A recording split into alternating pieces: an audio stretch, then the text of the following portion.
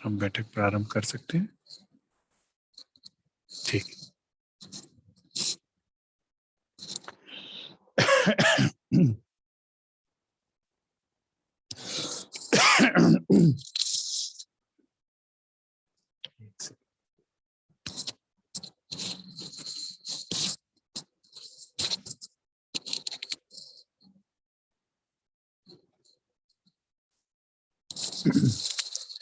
जी। सर्वप्रथम सब सुंदर साथ से प्रार्थना, सब अपने कैमरास ऑन करके हम सब सुंदर साथ को दर्शन लाभ दें। प्रणाम जी, प्रणाम जी, प्रणाम जी, प्रणाम सुंदर साथ जी, प्रणाम, प्रणाम, धन्यवाद, प्रणाम जी, प्रणाम, बहुत बहुत धन्यवाद जी। जी ठीक। हाँ, ठीक है, बैठक प्रारंभ करते हैं सुंदर साथ जी। धनी का आवाहन हृदय से करेंगे कि वे आए और हमारे हृदय में बैठ हमें इस वाणी का जो गूढ़ रहस्य है, जो सुख है, वो दें। सुंदर साथ जी, ये वाणी श्रीमुख है। आप देखिए, दुनिया में कोई भी किताब होती है, उसके पीछे उसके राइटर का नाम लिखा होता है। कोई भी किताब बिना राइटर के नहीं होती, लेकिन इस श्रीमुख के पीछे कोई राइटर का नाम नहीं, क्योंकि यह है श्रीमुख है, स्वयं श्री राज जी के मुखारबिंद से। इसको समझने के बाद जो है, आत्म सभी कष्टों से बहुत दूर परम धाम के उन सुखों में पहुंचती है जो एक साधारण जीव के लिए कल्पना करनी भी संभव नहीं है। धनी को याद करके, आवाहन करके ही वाणी पढ़नी चाहिए सुंदर साथ जी, और चर्चा सुननी चाहिए, और हमें अपने दिन की शुरुआत करनी चाहिए, क्योंकि तुम आए तो सब आई है, दुख गया सब दूर। जब ये बात पता है तो फिर दुख क्यों उठाए? सिर्फ राज्य को बुलाना है। ठीक है, सभी सुंदर साथ कोमलता के साथ अपनी आंखें बंद करेंगे। हृदय में राज्य के लिए प्रेम, वाणी में मिठास, मधुरता के साथ। वंदो सतगुरु चरण को, करूं सो प्रेम प्रणाम। अशुभ हरण मंगल करण, धनी श्री देव चंजिना। श्री प्राणनाथ निज मूलपति, श्री महराज सुना। तेज कुंवर श्यामा युगल को, पल पल करूं प्रणाम। पिया जी को पल पल करूं प्रणाम।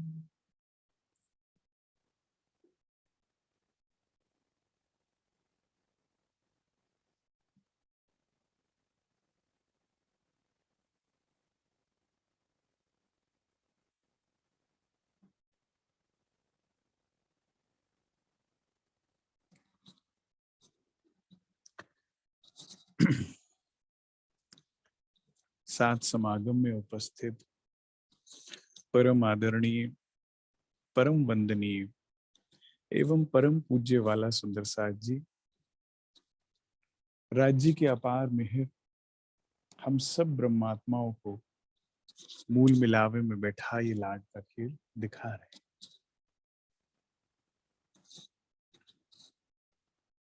मूल मिलावे में बैठा कर राज्य ने खेल हमें दिखाया, धनिये मना किया बेर बेर बेर, मगर हमने मांगा फेर फेर फेर। 3 बार मांगा और 3 बार हम इस खेल में आए। पहले ब्रिज में आए, फिर रास गए और फिर अब ये जागने में आए।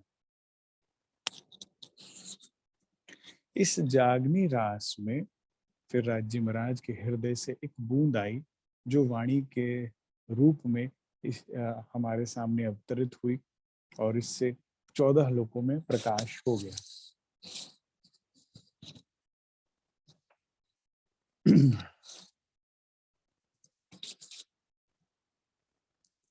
आज हम करने जा रहे हैं परिक्रमा ग्रंथ। परिक्रमा ग्रंथ में हमारी पिछली बैठक में हमने प्रकरण नंबर 19 लिया था। प्रकरण की हेडिंग है खिलवत से चांदनी ताय। अगर मेरी आवाज कम लग रही है तो मैं थोड़ा और माइक पास करूं या ठीक है आवाज? ठीक है, ऑडिबल है? ठीक। खिलवत से चांदनी ताय अर्थात मूल मिलावे से नौभूम 10वीं आकाशी तक का वर्णन इस प्रकरण में आया है।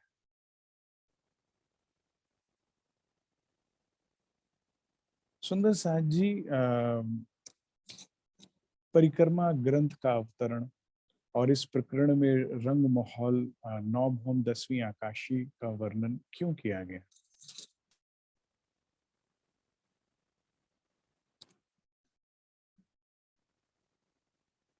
राज्य चाहते हैं,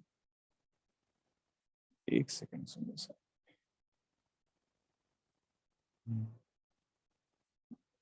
जी। सुंदर साथ जी राज्य चाहते हैं कि हमने खेल मांगा, बहुत देख लिया, अब राज्य चाहते हैं हम दृष्टा बन जाए। दृष्टा बनने में बड़ा सुख है, इसीलिए इस प्रकरण की पहली छुपाई आई, भूम तले की बैठा खेल दिखाया बादलों में, हक बिना हकीकत कौन कहे। राज्य याद दिला रहे हैं, तुम इस ब्रह्मांड के नहीं हो, तुम इस ब्रह्मांड में आए भी नहीं हो, तुम मूल मिलावे में भूम तले की पहली भूम में बैठ कर इसे देख रहे हो। श्री राज इस बात को समझो सुंदर साथ जी, और सामने बैठा के केवल दृष्टि से इस खेल को दिखा रहे हैं राज जी, अपने नेत्रों के माध्यम से स्वप्न। इस खेल को पता है क्या बोला, जैसे कभी दिल आप इस खेल को भारी करता है, थोड़ा आपको चिंता सताती है, तो आप वाणी मंथन कीजिए। परेशान होते हैं तो आप, वाणी ने कहा ये क्या खेल क्या है, तिलसम, दिख रहा है नहीं। ये खेल क्या है, झूठ, स्वप्न। इतने मीठे मीठे नामों से इस खेल को संबोधित किया है, अगर आप केवल वही पढ़े तो चिंता खत्म।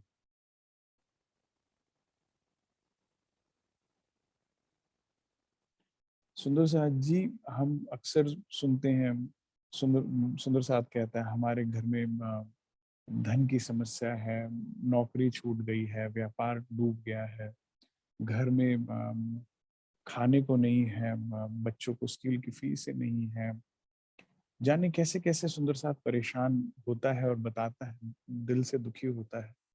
लेकिन आप ये समझिए, बड़े महाराज जी 4 दिन में एक बार भोजन कर रहे हैं और फिर भी आनंद में है। श्री जी साहब कामा पहाड़ी पे 27 दिन भूखे हैं, फिर भी आनंद में। मोमिन भिक्षा के टुकड़े खा रहे हैं तो भी आनंद में। वाणी बी तक हमें इस बात का प्रमाण देती है कि ये डिपेंड करता ही नहीं है कि आपकी बाहरी स्थिति क्या है। मैंने सोने के महल में बैठे सुंदर साहब को भी दुखी देखा है, और मैंने बीतक के माध्यम से झोपड़ी में पेड़ों के नीचे बैठे मोमिनों को भी सुखी देखा है। और सुख भी कोई साधारण सुख नहीं। परम हंस जो हुए हैं उन्होंने वो सुख लिए जो स्वर्ग में बैठे देवी देवताओं को भी प्राप्त करना संभव नहीं, जो वैकुंठ में रहते त्रिदेव को भी संभव नहीं प्राप्त करना, जो उनके भी भाग्य में नहीं, यहाँ तक कि अक्षर भगवान को भी नहीं। धाम धनी के माहौल में प्रेम इशक बरतत सो सुध अक्षर को नहीं। जो सुख परम हंसों ने यहाँ लिए, क्या सुख ले रहे हैं परम धाम के, क्या सुख ले रहे हैं राज्य की सानिध्यता के, क्या सुख ले रहे हैं राज्य के प्रेम इश्क के। आप ये बात को समझिए। अभी मैं कल परसों एक सूफी कलाम पढ़ रहा था, कितनी खूबसूरत बात बोली। कहते हैं दुनिया में क्या भटकता है मुसाफिर, चाहे तो तू आईना बन जा। दृष्टा, दृष्टा होके देख, आईने पे कितने रंग दिखते हैं और उतर जाते हैं ना हाथों हाथ, चढ़ा तो नहीं रहता कोई भी रंग। दृष्टा बनकर इस खेल को देख। आईना क्या बनता है रे बंदे, ऐसा कर पैमाना बन जा। पैमाना समझते हैं, गिलास जिसमें पिया जाता है इश्क की शराब। दृष्टा ही क्यों बन, यहाँ तक ही क्यों रुकता है कि केवल दृष्टा बनकर इस सुख दुख से परे हो जाए। क्यों ना ऐसा हो कि तेरे अंदर राज्य इश्क की शराब उड़ेले, तो वो पैमाना बन जाए। अभी सूफी साहब यहीं पर नहीं रुके, कहते अब पैमाना क्या बनता है रे बंदे, ऐसा कर मैं बन जा, मैं खाना बन जा। तो खुद क्यों नहीं शराब बन जाता, इश्क पाते पाते खुद इश्क क्यों नहीं हो जाता। अब इश्क होने के बाद मैं खाना बन जाए, जो जो परमहंस बन गए। परमहंस क्या थे, ये चलते फिरते मैं खाने ही तो थे। मैं खाना क्या होता है, जहाँ शराब पिलाई जाती है। ये चलते फिरते मैं खाने थे, इनसे मिलने भर से आपके अंदर एक सुरूर आ जाता था। जितना मैंने बड़े बुजुर्गों से सुना है, बड़े महाराज जी जैसे शेरपुरिया में जाहिदपुर आश्रम में होते थे, छोटे से, पहले ऐसा नहीं होता था, इंफ्रास्ट्रक्चर बहुत डेवलप नहीं था। एक झोपड़ी थी महाराज जी की, एक मंदिर था, कुछ ही रूम्स बने हुए थे, या सब सुंदर सा पेड़ों की छांव में रहते थे दूर दूर तक, लेकिन जमीन ही जमीन थी आश्रम की। वहां पर आप ये सोचिए, छोटी सी वो जो संतों की परमहंसों की आदत होती है ना, धूनी रमा लेते हैं, अग्नि जला लेते हैं सर्दियों में, आग जलाकर जो उनके समीप बैठते थे वो क्या लाड़ लिया करते थे। महाराज जी के साथ चलना सरल नहीं है। मैं वैसे तो देखा जाए महाराज जी का समय आज से 60 साल पहले वैसे भी कठिन ही था। सारा भारतवर्ष गरीब था, खाने की दिक्कत, पहनने की दिक्कत, रहने की दिक्कत। ये घरों में आज जैसे सिलेंडर हैं, गैस लाइन्स हैं, वाटर लाइन्स हैं, सीवरेज सिस्टम कुछ भी नहीं, सब बुरी हालत है। लेकिन जैसे ही मुझे ऐसा लगता है महाराज जी के सानिध्य में आते थे, सब दुख भूल जाते थे। सुंदर सा एक अलग मस्ती, जिसमें महाराज जी रहते थे उसी मस्ती में सब मस्त हो जाया करते थे, भूल जाते थे अपने दुखों को, तकलीफों को, अपनी समस्याओं को, और मस्त हो जाते थे उनकी उस मस्ती में जिसमें वो डूबे हुए हैं। महाराज जी हर बात पे बात कहा करते थे, राज श्यामा जी की मर्जी। जीवन में जो भी कष्ट आए, जो भी दुख आए, जो भी तकलीफ आए, वो कहते थे उसकी मर्जी से हो रहा तो ठीक है। क्या मस्ती है ये। आई मौज फकीर की, दिया झोपड़ा फूक। फकीर की मस्ती है, झोपड़ा जल रहा है और फिर भी वो मस्त है, क्योंकि उसे मस्ती चढ़ी है उसके नाम की, उसे मस्ती चढ़ी है इश्क की। अब एक साधारण गृहस्थी तो जान ही नहीं सकता इन सुखों को।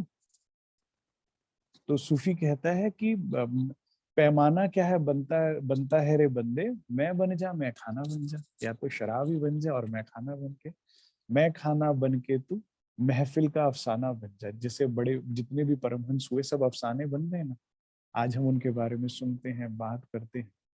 तो हम सब रूहें पहले दृष्टा बने, इस खेल को दृष्टा बनकर देखे कि नाटक चल रहा है जिसमें मैं अमित नहीं हूं।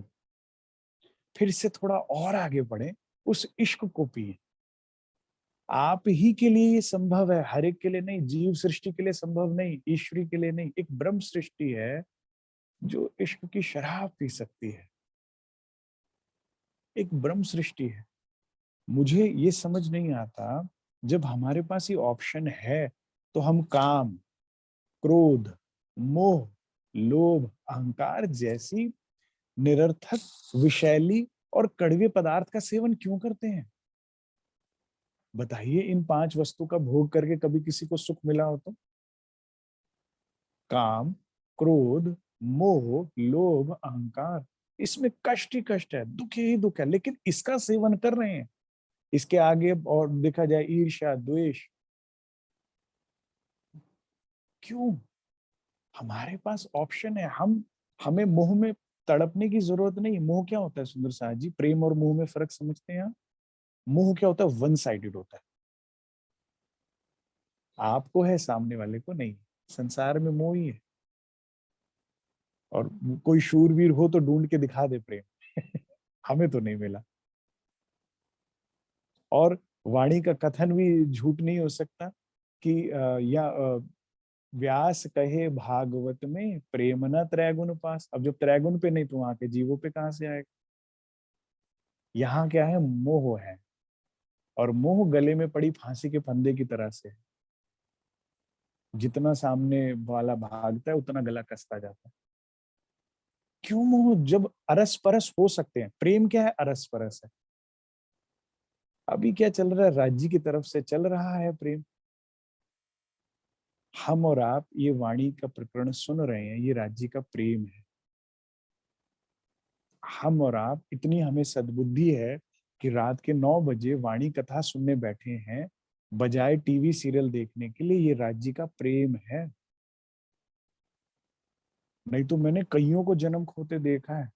पैदा हुए, कब बड़े हो गए, कब बुढ़ापे में चले गए, कब अब अस्थियां प्रवाहित कर दी गई, लेकिन होश नहीं आया। एक गहरी नींद में जा रहे हैं।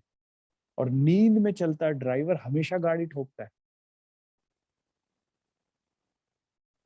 एक्सीडेंट की संभावना बनी ही रहती है। सब नींद में चढ़ रहे हैं और कभी यहाँ ठोकते हैं तो कभी वहां, कभी इधर से दुख, कभी उसको दुख। ये प्रेम ही तो है, वो तो कर रहा है। हम जिस दिन करने लगेंगे ये अरसपर होगी। तो मोह की दुख उठाने की बजाय प्रेम का सुख क्यों नहीं लेते? काम की तृष्णाओं में इंद्रियां खत्म हो जाती है, शरीर खत्म होते हैं, ये इंद्रियों की तृष्णाएं नहीं खत्म होती। और इसमें सुख भी नहीं है। इसकी बजाय हम इश्क का भोग क्यों नहीं भोगते? इससे सुंदर कोई वस्तु नहीं है। प्राणाधार सुंदर साथ जी, हम परिक्रमा ग्रंथ समझ रहे हैं, ठीक है? परिक्रमा ग्रंथ राज्य क्यों बताते हैं हमें? क्योंकि, अब मेरी इस बात को बड़े ध्यान से सुनिएगा, किसी का भी ध्यान यहाँ वहां हो तो जरा यहाँ ले आइए।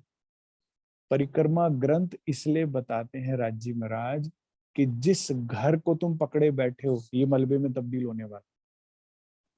जिस परिवार के सदस्यों को तुम पकड़े बैठे हो ये सब राख का ढेर होने वाला है। जिस शरीर से तुम प्रेम या अहंकार कर रहे हो ये भी राख होने वाला है।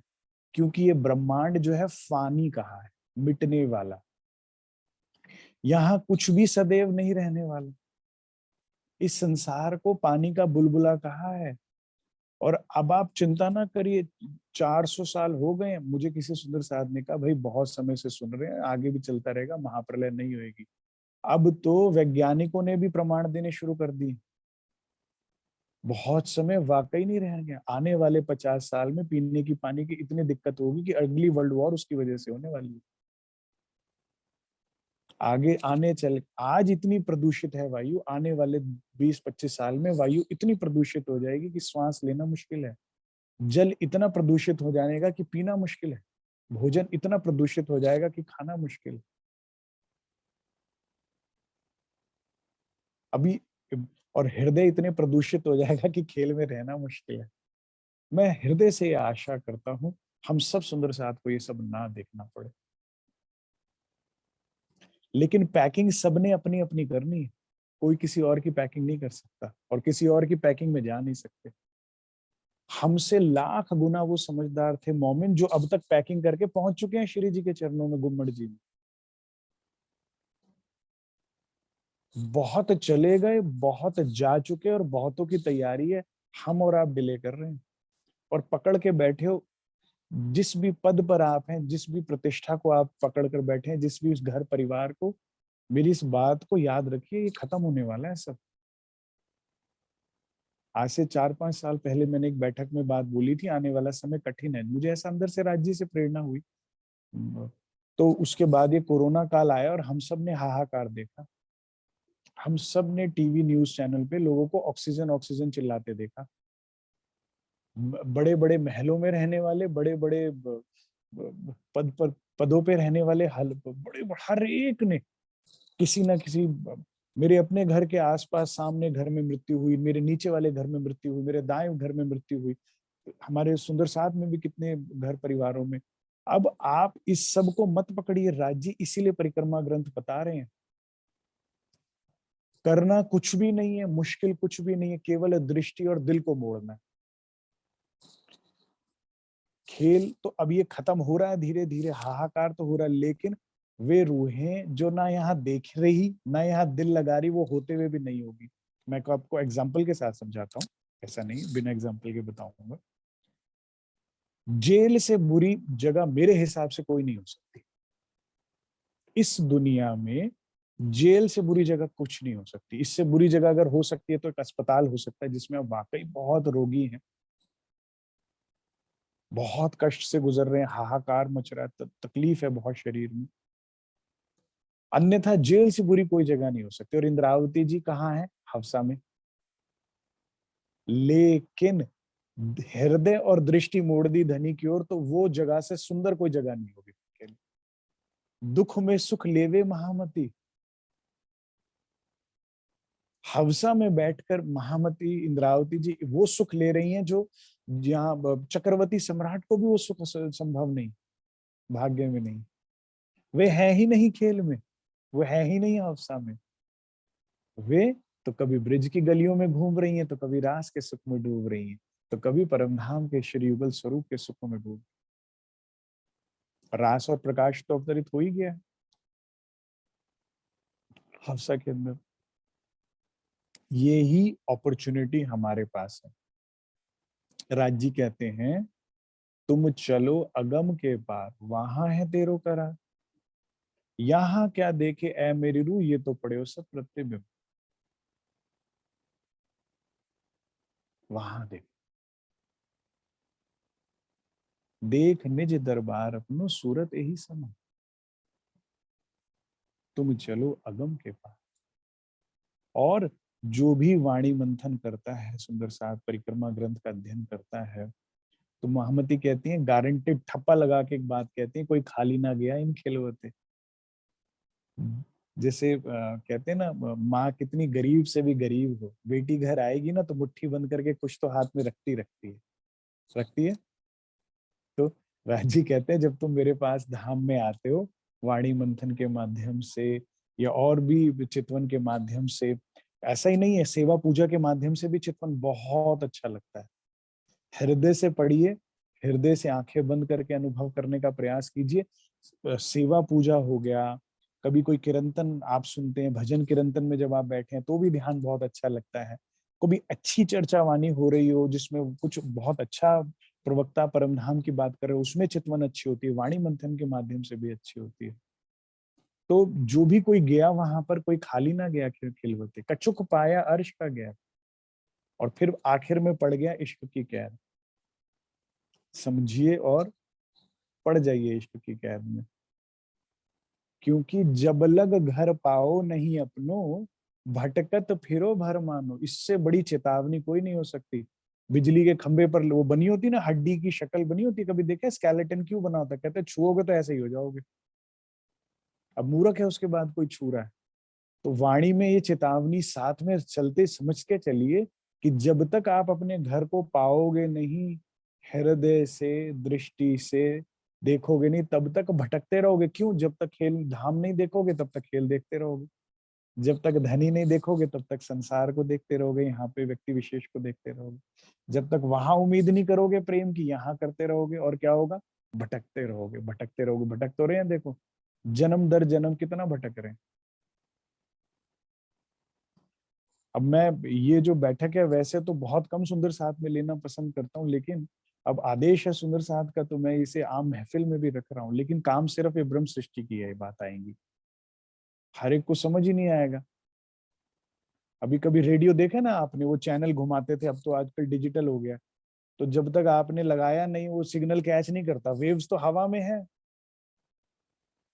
आप देखिए इस टाइम भी हवा में क्या है, रेडियो की वेव्स तो हैं, लेकिन आपके पास रेडियो ना हो, वो यंत्र ना हो, वो डिग्री ना, तो कैच आप सुन नहीं सकते ना संगीत। और जैसे ही वो रेडियो हो तो हा लता मंगेशकर के गीत आया करते थे पहले, जब टीवी का जमाना नहीं था। तो केवल ब्रह्म सृष्टि के पास ये सिस्टम है, जो मैं बात बोल रहा हूँ ये हर एक को समझ ही नहीं आएगा। जीव सृष्टि कहेगी इसमें वो कौन सी बात है जहां से कष्ट दूर होते हैं, जिससे हमारा टेंडर पास हो जाए, कारोबार चल जाए, बच्चा पास हो जाए, नौकरी लग जाए, ये तो वो बात बोल ही नहीं रहे। ये तो पता नहीं कौन सी गणित समझा रहे हैं। केवल ब्रह्म सृष्टि के पास वो सिस्टम अंदर फिट है, उसी को ये बात समझ में आएगी।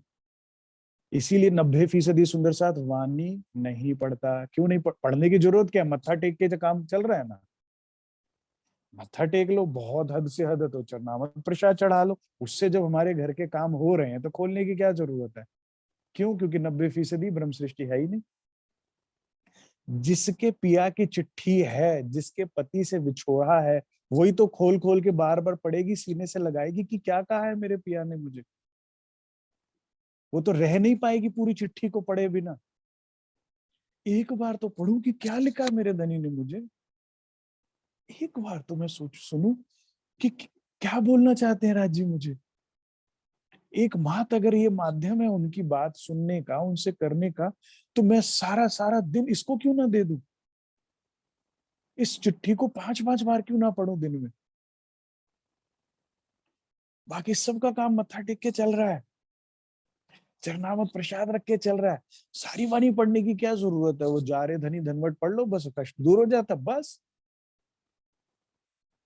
सरकार कहते थे ये क्या चुटकी पाठ चुटकी पाठ से काम, तो क्योंकि हर एक का घर है नहीं, हर एक के पास वो ट्रांसफर, वो रेडियो नहीं। ब्रह्म सृष्टि के लिए बात हो रही है, केवल ब्रह्म सृष्टि के लिए। और उनको राज्य कह रहे हैं, भूम तले की बैठाए के खेल खेल दिखाया बान में, हे ब्रह्मात्माओं याद करो। अब मैं क्यों ये बात बता रहा हूं? जैसे मैंने पहले कहा, ये सब लय होने वाला है। अब सब ये महाप्रलय के कगार में ये काल का मुख खुल गया। वाणी पढ़िए, कहते महामती कहती हैं कि जबराइल सराफिल अब तैयार हैं, और ऐसे झुक पीठ कुबड़ी करके मुख लगाकर बिगुल बजाने को बस तैयार है। अभी श्वास फूका और ये महाप्रलय, खेल खत्म होने की कगार पर है। मैंने अभी बताया ना, जल, भोजन, वायु सब खत्म होने वाली है, संसाधन खत्म होने वाले,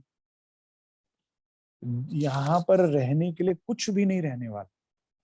और समझदार ब्रह्मात्मा इसको समझ के अपना समय रहते दृष्टि फेर लीजिए अपनी। देखिए श्री जी के समय में भी ये प्रसंग घटता है कि श्री जी ने कहा ये छोड़ दो शहर, यहाँ हाहाकार मचने वाला। तो जो मोमिनों ने छोड़ दिया वो तो ठीक रहे, बाद में कितना अत्याचार हुआ, फिर वालोवेरा रस अवतरण हुआ। ऐसे ही बड़े महाराज जी के लिए भी बताया जाता है, जब बंटवारा होने वाला था देश का, उससे पहले महाराज जी गए पाकिस्तान और कहा यहाँ हाहाकार होने वाला है, सब चल लो छोड़कर। लेकिन जिन जिन मोमिनों ने उन सब युग में नहीं समझा ना, बाद में बहुत कष्ट देखा। अब राज जी क्या कह रहे हैं भाई, अब कुछ नहीं छोड़ना, अब दृष्टि मोड़नी है।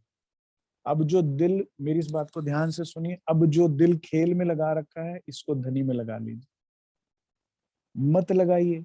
सेवा कीजिए, बढ़िया से बढ़िया सेवा कीजिए, घर में, परिवार में, समाज में सेवा कीजिए।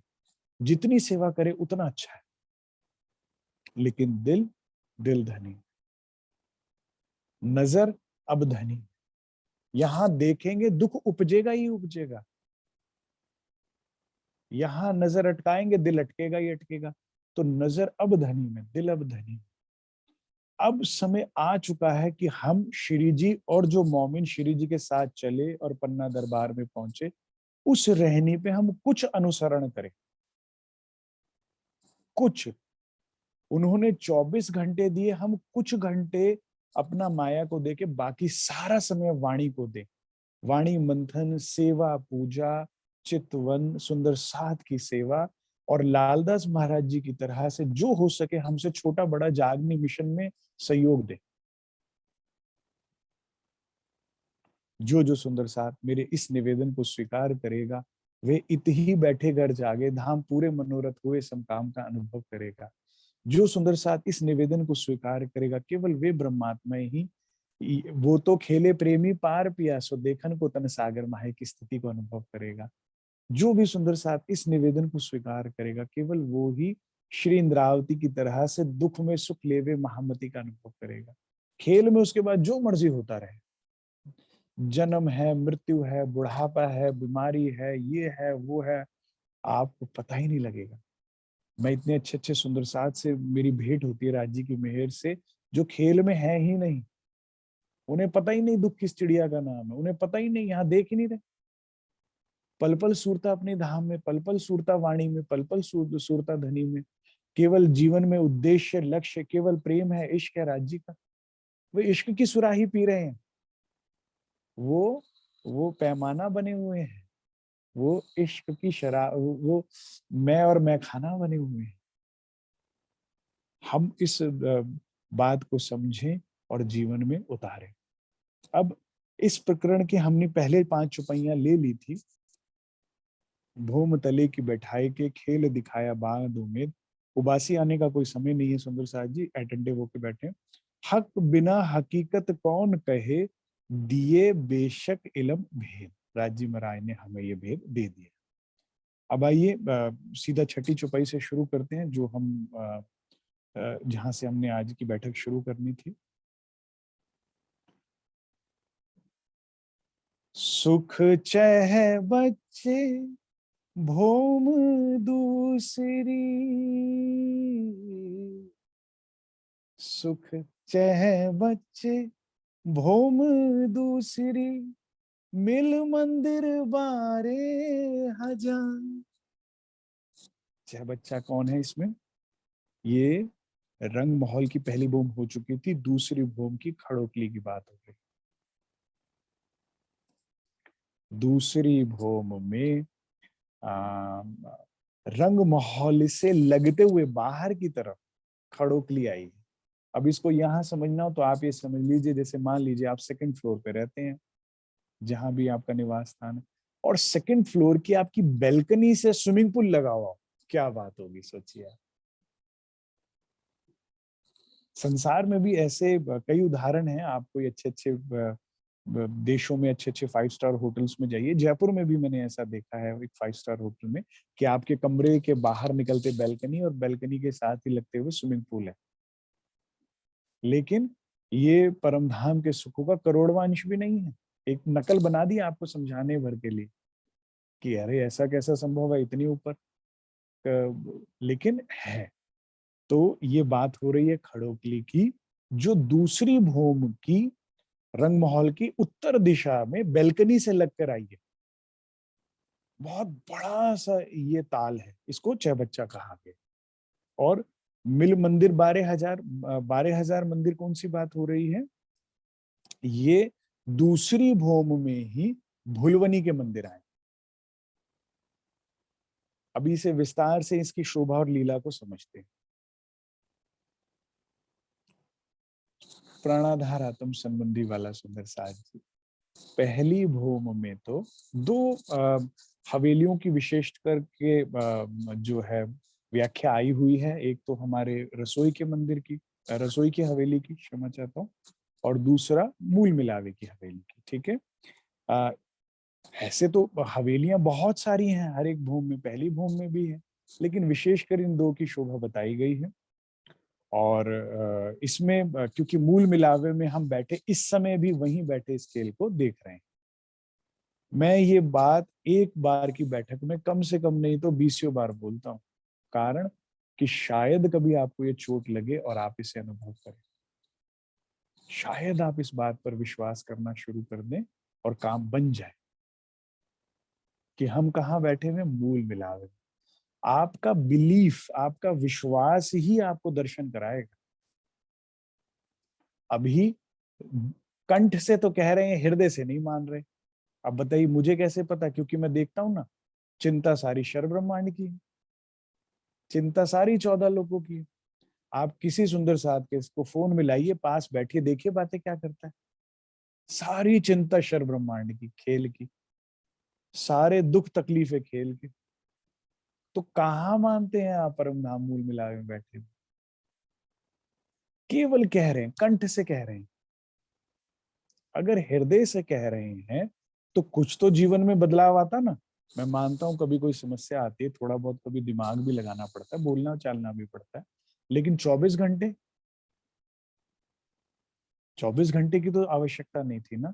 और कुछ राज्य पे भी तो समर्पण करने की बात है। कुछ तो धनी के ऊपर समर्पण कीजिए। सब सारी चिंता आप कर लेंगे तो राज्य क्या करेंगे? हुँ? तो इसको हृदय से विश्वास कीजिए कि हम कहाँ बैठे हुए, मूल मिलाप। ठीक है, हम कहाँ बैठे हुए हैं, मूल मिलाप।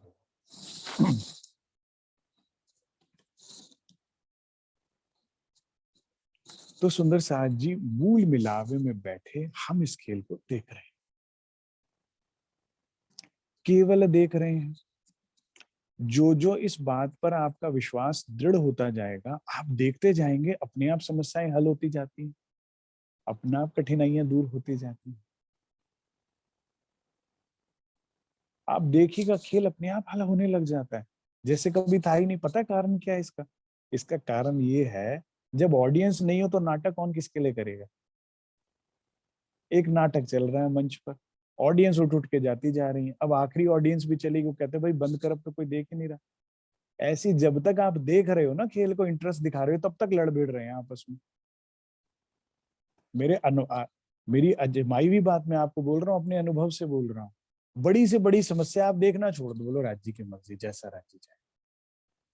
बड़े महाराज जी की बात को ऊपर चलना चाहिए, राय समझ। आप इस खेल को नहीं देख रहे, फिर भी आप राज्य को देख रहे हो, वो अपने आप लड़ना छोड़ देते, कहते कोई देख तो रहा नहीं, क्या लड़े। जब ऑडियंस ही नहीं देख रही, जब आप खेल को देख ही नहीं रहे, तो खेल चलेगा क्यों आपके जीवन में? सब सुलझ जाएगा, या तो सुलझ जाएगा या पता नहीं लगेगा। श्री इंद्रावती जी को पहले तो पता नहीं लग रहा कि वे हवसा में है, क्योंकि वो है ही राज्य के सन्मुख। फिर उसके बाद सुलझ भी गया। ठीक है, तो इसीलिए मैं बार बार ये बात बोलता हूँ। तो पहली भूमि में तो ये शुभ है। अब चलते हैं दूसरी भूमि में। दूसरी भूमि में जाएंगे कहाँ से? चलिए मैं बताता हूँ आपको। मुख्य 100 सीढ़ियां चढ़े, धाम दरवाजे के आगे चौक है, वहां पहुंचे, धाम दरवाजे से अंदर प्रवेश किया, 28 स्तंभ का चौक आ गया। बड़ी सुंदर बैठक है, गिलम बिछी है, जमीन की बैठकें, गद्दे तकिए लगे हुए हैं, सिंहासन कुर्सियां आई हुई हैं। यहाँ पर हम सखियां मन चाहा जुथ लेकर बैठती हैं। 2 जनों का टोला होता है, 5 जनों का टोला होता है, 20 जनों का टोला होता है, 50 का, 100 का, 200 का, 300 तक। एक जुथ में 300 सखियां होती हैं। अपना अपना टोला बनाकर यहाँ पर आप एक और इसी का ही अनुभव कीजिए, कैसे सखियां आपस में हम लोग बातें करते हैं। मैं हृदय से चाहूंगा एक बार इस बात का भी आप जीवन में अनुभव कीजिएगा। कभी राज्य के प्रति इतना प्रेम लाइए, इतना समर्पण लाइए, सेवा भाव लीजिए। हमने तो चितवन के में तो छोड़िए, हम लोग जैसे सेवादार जब सारे सेवा करके आपस में बैठते हैं मिलकर, राज्य की बात करते, तो ऐसा ही लगता है जैसे बैठे वही हैं, परम धाम में ही बैठे हुए हैं। आप सबने भी ये अनुभव किया होगा, जब सारी सखियां बैठती हैं और राज्य की और परम धाम की बात होती, भूल जाते हैं सब कुछ। तो ये एक क्या है, राज्य चखाते हैं, एक एक बूंद चखाते हैं कि वहां क्या सुख होते हो। कैसे सखियां गुत्थम गुत्थ होके एक दूसरे में बैठ जुड़ जुड़ कर और राज्य की प्रेम की बातें करती हैं। ठीक है, तो इस 28 स्तंभ के चौक को पार करते हैं, फिर पहली रसोई की हवेली में प्रवेश करते हैं। ठीक है, जैसे ही प्रवेश करते हैं एकदम राइट हैंड साइड पे मुड़ जाइएगा। राइट हैंड साइड पे 3 मंदिर आए हैं, शाम श्वेत के बीच में सुंदर सीढ़ियां शोभित। एक श्वेत रंग का मंदिर है, एक शाम रंग का मंदिर है, उसके बीच में सीढ़ी। यहां से आप ऊपर जाएंगे और पहुंचेंगे दूसरी भूमि। तो दूसरी भूमि में उत्तर दिशा में 12,000 मंदिरों का भुलवनी के मंदिर आए। ये 12,000 मंदिर का जो क्लस्टर क्रिएट किया गया है, इसकी दीवारें शीशों की हैं, इसकी जमीन शीशे की, इसकी छत शीशों की है, और इसमें चारों तरफ आईने ही आईने लगे हैं, और उसमें चारों तरफ अक्स ही अक्स नजर आती है। इसमें अगर भुलवनी में रामत कैसे शुरू होती है, पहले राज्य चले जाते हैं अंदर, अब उन्हें पकड़ना है। अब कुछ शीशे ट्रांसपेरेंट है, तो कुछ शीशों पे अक्स बना हुआ है। अब राज्य को पकड़ना है, जो भाव ये रहता है, जो पहले पकड़ेगा वो पाए मनोरथ अपने। मुझे बड़ा अच्छा लगता है, सेवा पूजा में आता है, जो जाको छुई लेते हैं सो ताको हाथ बिकाए। बिकाए मतलब वो बिकावा माना जाएगा। अब जिसने राज्य को पकड़ लिया सबसे पहले, वो माना जाएगा उनके हाथ बिक गए, अर्थात आज राज्य सारा दिन उस सखी की बात मानेंगे, उसकी सानिध्यता में रहेंगे। अब सोचिए, जब ये बात आती है तो क्या जोश आता है सखियों में बालाजी को पकड़ने का, रामत को जीतने का। ठीक है, अब वाणी कहती है इसकी इस वजह से सखियां भागती हैं तीव्रता से, सामने सोचती हैं बालाजी और जाके टकरा जाती हैं। आप कभी देखिए, संसार में भी ऐसा होता है, कभी गाड़ी का शीशा ऐसे साफ होता है कि व्यक्ति झांकने लगता है और शीशे से टकरा जाता है। कई बार दुकानों का भी शीशा इतना साफ होता है कि टकराते हैं और सब लोग कितना हंसते हैं। ऐसे ही वाणी कहती है कि सखियां टकराती हैं और बाकी सखियां इतना हंसती हैं कि हंसते हंसते पेट में शूल पड़ जाता है, दर्द हो जाता है। अब उस हंसी की गूंज कभी सुनी, क्या हंसती हैं सखियां, पूरे रंग माहौल में वो हंसी की गूंज। तरस गए अब तो यहाँ हंसी सुनने के लिए। अब तो जहां देखो कान में चीख पुकार रोना पिटना मचा सुनाई देता है। मोड़िए अपनी सुरता को, मोड़िए अपने हृदय को और सुनिए उसको। चाहत, केवल और केवल चाहत करनी है, और कुछ भी नहीं करना। मुझे बताइए इससे सरल क्या हो सकता है।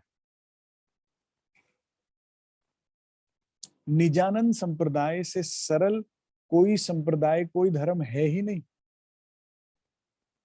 आपको क्या करनी, केवल चाहत, लेकिन किससे, दिल से। वही मैंने कहा ना, गले से बोली बात नहीं मानी जाएगी, मुख से बोली बात नहीं मानी जाएगी, हृदय से।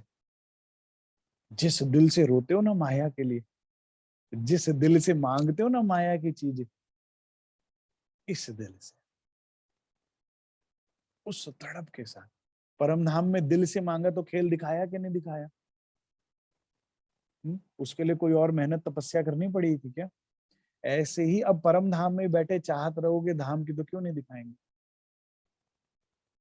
तो यहाँ क्या होता है, सखियां यहाँ भागती हैं, वहां भागती है। कोई कोई सखी, वाणी में वर्णन आता है, एकदम दरवाजे ही दरवाजे पार करती जाती है और उसके अक्ष भी चारों तरफ भागते जाते। तो उसको किसी दूसरी सखी को लगता है उसको द्वार मिल गया, उसको पता लग गया वाला जी का है। वो पीछे वाली भागती है, वो फिर टकरा जाती है। अब क्या होता है, सामने वाला जी भी आ जाते हैं ना एक्चुअल में, तो वो भी ना डर के छू छू के देखती है वाला जी है कि शीशा है। फिर सखियां और हंसते और वाला जी भी हंसते। ये सारी रामत कहाँ होती है?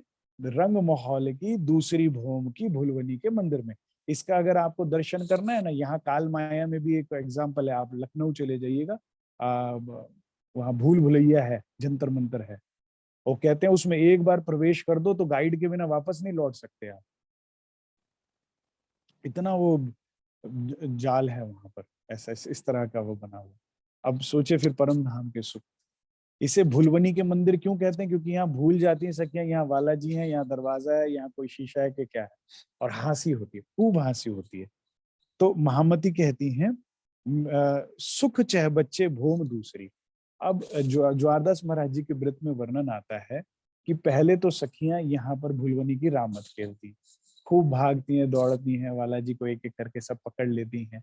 फिर इसके बाद यहीं से उत्तर दिशा में और आगे बढ़ते हैं तो रंग महल की बाहर, जैसे आप इसको भुलवनी के मंदिरों को पार किया, फिर उसके बाद बैल्कनी में आ गया, उत्तर दिशा की आप बैल्कनी में आ जाओ। अब बैल्कनी से लगता हुआ है ये खड़ोकली, बहुत विशाल ताल। अब ये कितना विशाल है स्विमिंग पूल, 12,000 सखियों ने झीलना करना है, आप सोच लीजिए कितना विशाल होगा। अपनी हद की बुद्धि से ना सोचिएगा कि छोटा, अरे 12,000, इतना विशाल। अब इसका सौंदर्य क्या है समझिए, ये जो खड़ोकली है ये तीन तरफ से जो है वनों से घिरी है। और वर्णन इस तरह से आता है, महामती कहती है कि इन तीनों तरफ से जो वृक्ष आए ना, उन्होंने इसके ऊपर शेड बना दिया, छांव कर दी। अब नेचर के बीच में इतना एग्जॉटिक है ना ये वेन्यू जो है, ये जो साइट है इतनी एग्जॉटिक है कि चारों तरफ वनों की शोभा, ग्रीनरी, और उसके वहां ये बना हुआ ताल। और यहाँ वाला जी के संग झील है। मैं आपको बात बताऊं, भुलवनी के मंदिर में जैसे पहले सखी एक पकड़ लेती है वाला जी को, अब उसे शरारत सूझती है, कहती वाला जी मैं आपको ना किसी और के पकड़ में नहीं आने दूंगी, हाथ पकड़ के भागती है इधर दूसरे मंदिरों। उसे पता है पीछे सखियां आ रही हैं, वो लेकर भागती। अब सखियां कहती हैं और तेजी हो जाती है, अरे उसने पकड़ भी लिया, देखो उसका अक्स नजर आ रहा है, और भागती। क्या रौनक, क्या वहां पर आनंद होता है। अब ये सारी रामत करते हुए फिर हंसते हंसते सारी सखियां आ जाती हैं खड़ोकली पे, ठीक है, खूब हंसती हैं पेट पकड़ पकड़ के। आज इस सखी का तो देखो कितनी जोर से टकराव हुआ, आज ये सखियां आपस में टकरा गई, आज ये ऐसे ऐसे करके अब वाला जी के संग आप आ गए खड़ोकली। खड़ोकली में बीच में ताल है और चारों तरफ इसके बैठक है, अच्छी खासी चलने की जगह है, बैठने की भी जगह है। यहाँ पर भी वाणी में वर्णन नहीं आया, लेकिन आप बैठना चाहें तो सिंहासन कुर्सियां वहां पर लगी होंगी, ऐसा मेरा विश्वास है। वैसे तो झीलने का सुख है, लेकिन अगर किनार पर बैठना हो तो क्या दिक्कत है, हैं?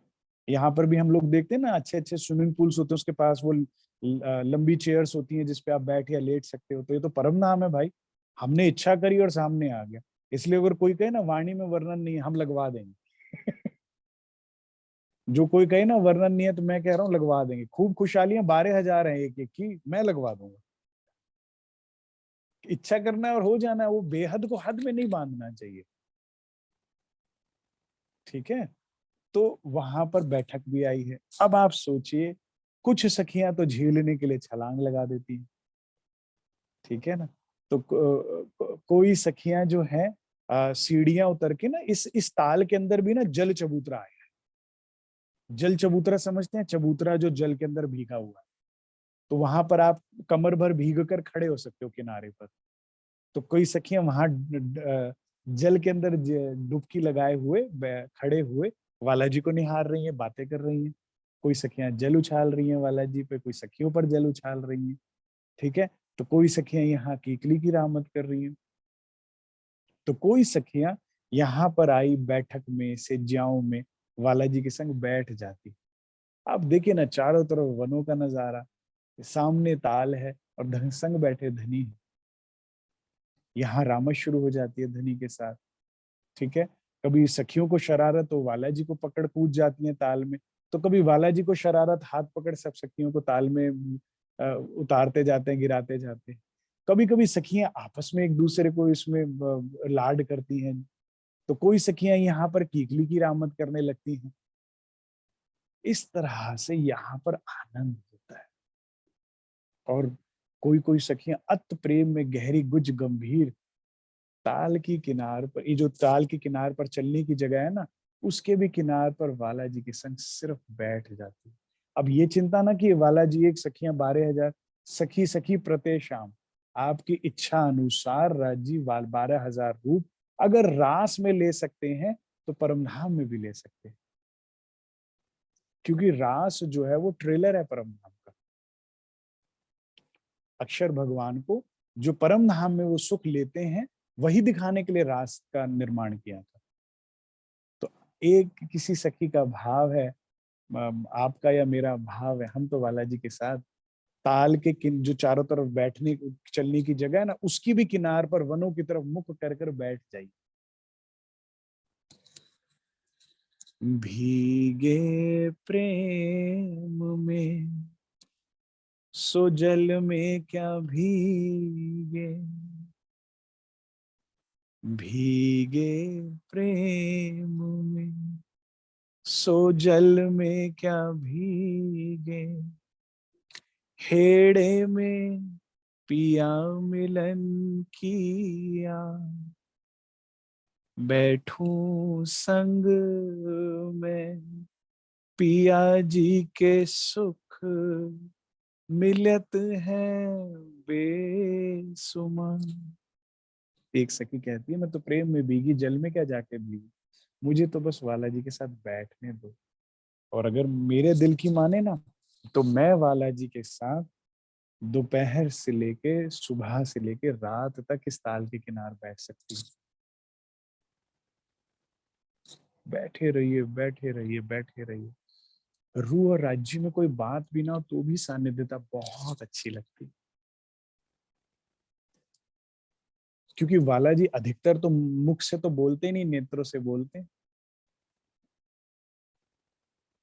और सखियां जो है वो नेत्रों की भाषा, हृदय की भाषा समझती हैं। तो सुबह के साथ, सुबह अगर वाला जी के साथ ये रामत हुई, दोपहर में हुई, अगर हम वाला जी के साथ बैठे हैं और संध्या काल अगर यही हो गया ना, तो सब कुछ पता नहीं, फर्क नहीं।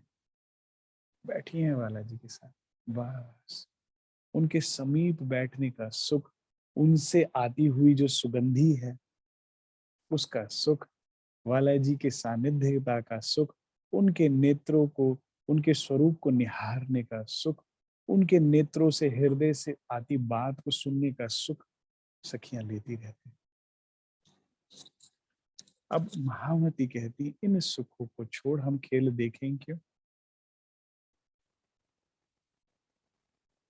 अधिकतर मैंने देखा है सुंदर साहब क्या कहते हैं, अरे हम ना प्रेम कहानियां पसंद करते हैं, धारावाहिकों में भी, मूवीज में भी।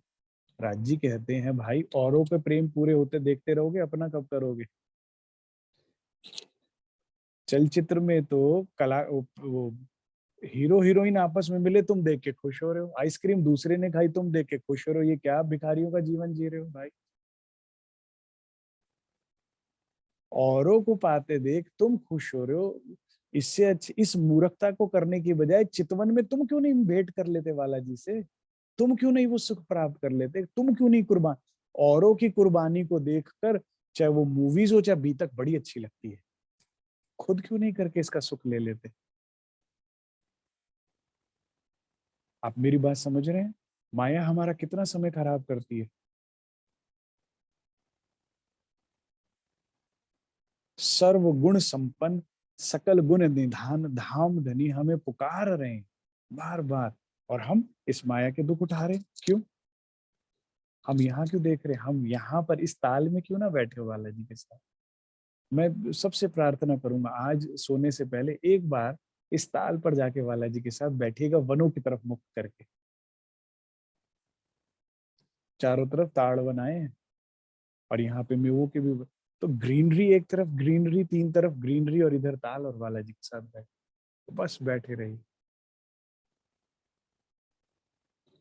आपकी जीवन भर की सारी थकान उतर जाएगी, आपकी सारी परेशानियां, दुख भूल जाएंगे आप, सिर्फ उनकी सानिध्यता से, वाला जी के स्वरूप से निकलते नूर से ही सारे माया झड़ जाती है सुंदर साथ जी।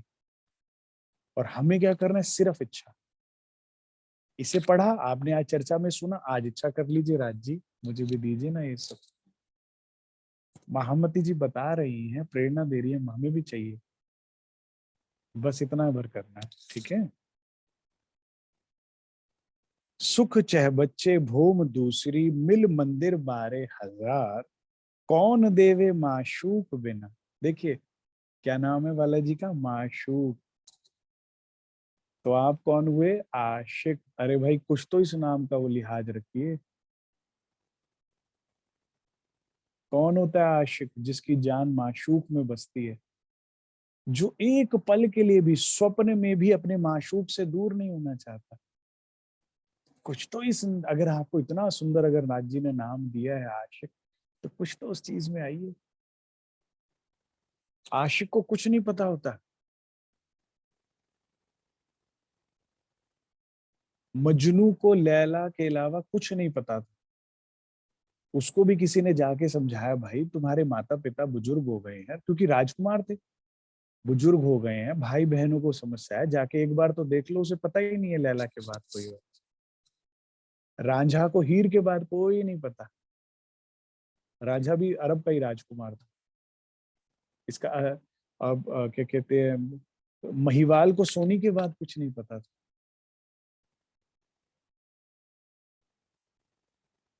अब हम रूहें इतिहास लिखेंगी कि राज्य के बाद हमें भी अब कुछ नहीं पता। जब से तुम्हें जाना उसके बाद कुछ और जानना शेष नहीं रह गया, कुछ जानने की इच्छा भी नहीं रह गई। ठीक है। कौन देवे माशूक बिना सुख भुलवनी अपार।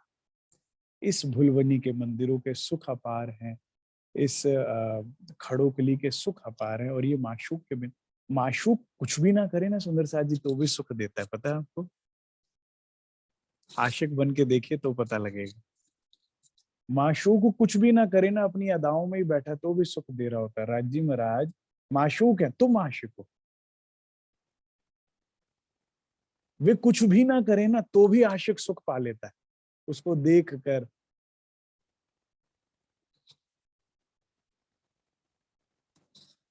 माशूक के होने से ही तो आशिक है, और आशिक होने का भाव इश्क, जो जिसकी रगों में इश्क दौड़ता है ना, वो अपने आप में ही सुखी है, उसे कुछ मिले ना मिले। मैं आपको बता रहा हूं, दुनिया की सबसे बड़ी ब्लेसिंग है when you fall in love with राज्य महाराज। प्रेम अपने आप में सबसे बड़ा ब्लेसिंग है। जिसका हृदय जो प्रेम से जो है दूर है ना, जिसके हृदय में प्रेम नहीं है, उसको और कोई नरक भोगने की जरूरत नहीं, वो नरक ही है, उसका जीवन उसका है। जो इश्क से महरूम वो दोजक ही है, उसका वो दिल दोजक ही है, और जो इश्क में है वो जन्नत में ही है। करके देखिए, मेरी बात पे विश्वास ना कीजिएगा, करके देखिए। जो इश्क में वो हमेशा रौनक में रहेगा, आनंद में रहता है। तो कौन देवे सुख माशूक बिना, माशूक को सुख देने के लिए कुछ करने की जरूरत ही नहीं, बस उसका होना ही काफी होता है आशिक के लिए। उनके होने से ही खड़ोकली अच्छी है। उनके होने से ही भुलवनी अच्छी है, उनके पीछा करना ही अच्छा लगता है, उसको उनको पकड़ना ही अच्छा लगता है। माशूक को तो बस होना है, आशिक को सुख मिलता है। आशिक आशिक बनिए, मांगिए राज्य से। चलिए आगे की छुपाई पे चलते हैं। हम अर्श भूम तीसरी, हम अर्श भूम तीसरी, चढ़ देखे नूर मकान, दो द्वारों नूर झलके, ए सुख कब देसी मेहरबान। अब आइए तीसरी भूमि में चलते हैं। तीसरी भूमि में प्रातः के 6 बजे से लेके हम लोग दोपहर के 3 बजे तक रहते हैं। 3 बजे जाते हैं, चाहे नजदीकी परिक्रमा में जाए परम धाम की, या दूर की परिक्रमा में जाए। तीसरी भूमि में आप सोचे, छः से अगर हम 3 बजे तक रहते हैं तो लगभग 3 से 9, और सॉरी 6 से 9, 9 से 12, 12 से लगभग 3 पहर, जिसमें से एक पहर तो खैर हमारा 12 से 3 श्री राज श्यामा जी नीलो पीलो मंदिर में शयन लीला करते हैं, तो हम सखियां जोड़े जोड़े में कहीं कहीं चली जाती हैं, लेकिन 2 पहर तो रहे। तो कितना महत्वपूर्ण होगा ये स्थान। आइए फिर से समझते हैं। आ, सीढ़ियों के मंदिर में चलते हैं दोबारा से। सीढ़ियों के जो पहली हवेली है चौरस, उसमें आप अंदर प्रवेश कीजिए। उत्तर दिशा में सीढ़ियों का मंदिर है, वहां से आप ऊपर जाइए, अब आ गए तीसरी भूमि में, दूसरी से तीसरी भूमि में। तीसरी भूमि में पूर्व दिशा की आपको बैल्कनी में आना है।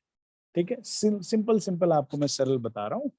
तो आप अपना चौरस हवेली से बाहर निकले, 28 स्तंभ के चौक में आए।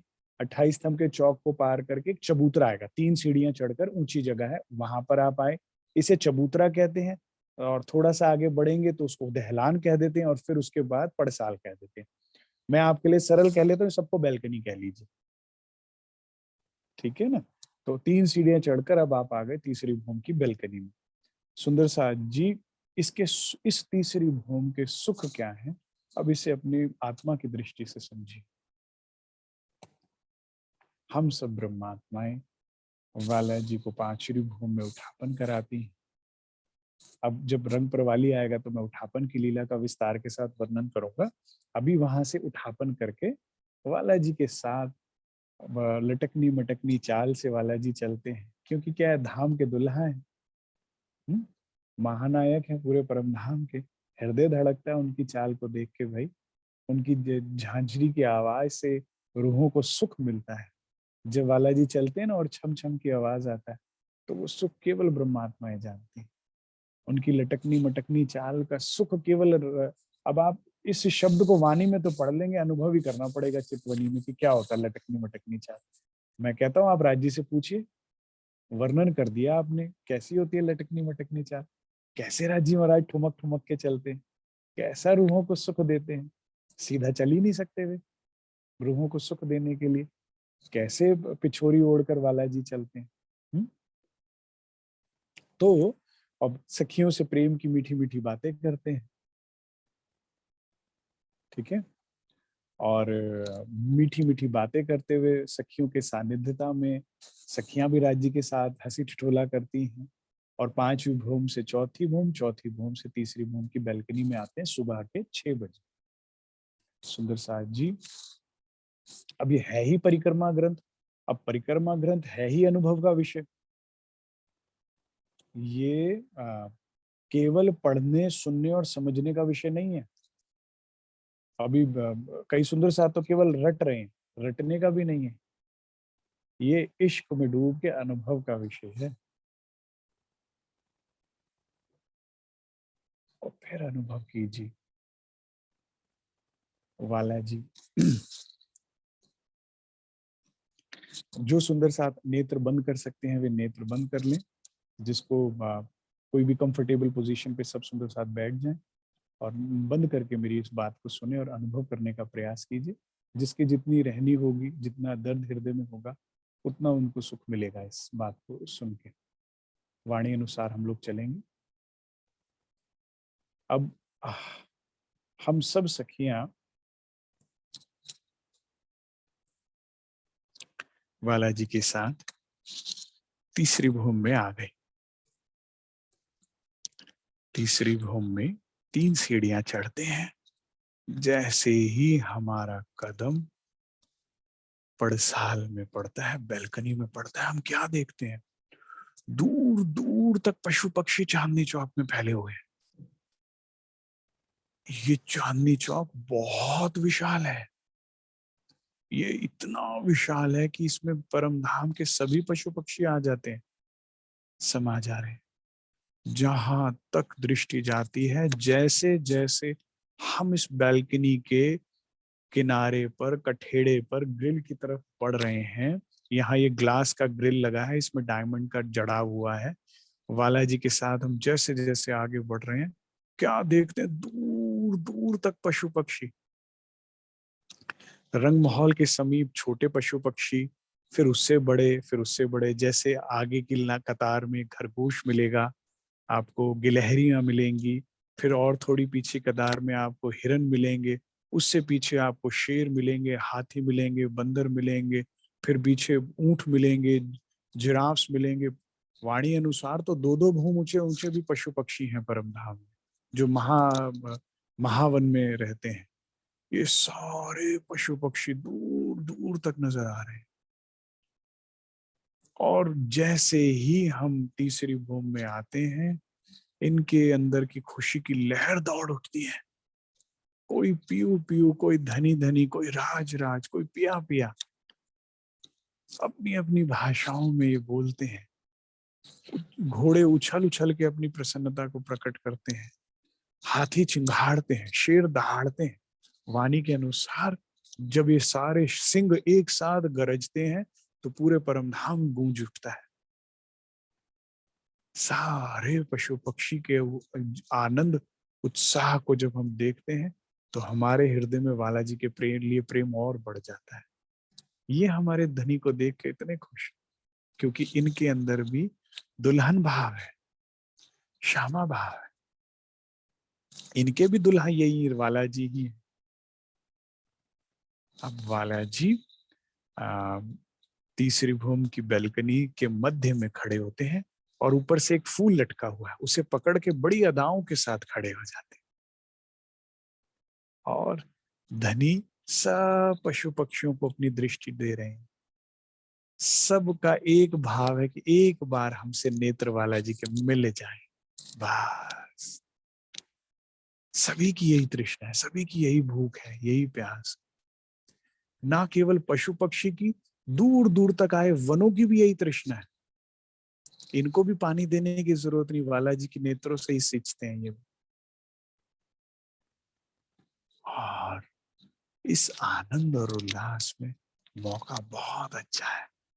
हम बालाजी से 3 सखियां 5 सखियां छोड़ खड़े हुए हैं। अब बालाजी पशु पक्षियों को निहार रहे हैं, पशु पक्षी बालाजी को।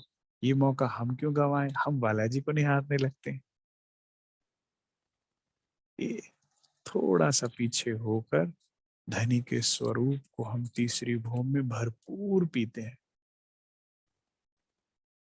बालाजी की आई पाग हल्की सी तिरछी है।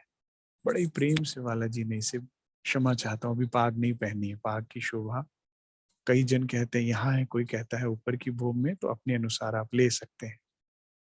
कई जन 5वीं भूमि में कहते हैं, कई जन तीसरी भूमि में। पाग पहनी है या केश खुले हैं, घुंघराले केश बालाजी के, सुंदर घने काले, रेशम से भी मुलायम, खुशबूदार केश, हल्के हल्के कर्ल लिए हुए, कानों के पीछे से कंधे तक आ रहे हैं, गर्दन को ढके हुए हैं, कुछ पीठ पर फैले हैं तो कुछ कंधों पे से आगे की तरफ गिर रहे हैं। बालाजी का श्रवण अति सुंदर, गौर, और उसमें लालिमा ली, हल्की लालिमा ली। श्रवणों में बाला आया है, बाली पहनी। जो बालाजी हल्के हल्के हिलते हैं तो ये बाला हिलता है और गलस्त को छूता है, गालों को छूता है। यहां से बालाजी के नेत्र नजर आ रहे हैं, सुंदर नेत्र। अन्यों तक ऐसा लगता है जैसे काजल लगाया हो, लेकिन काजल लगाया नहीं, बना हुआ है। सुंदर नेत्र, मीठी मुस्कान, तिरछी मुस्कान।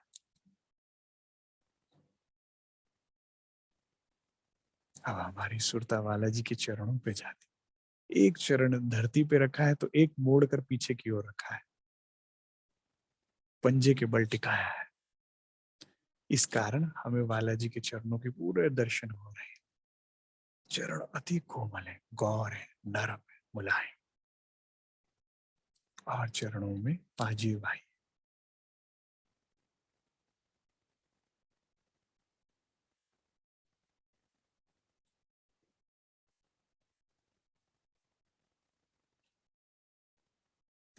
धनी ने कमर पे पटुआ बांधा है, जिससे बालाजी की कमर और भी कटीली नजर आती है, और उनका हेड़ा, उनका और भी सुंदर नजर आ रहा है।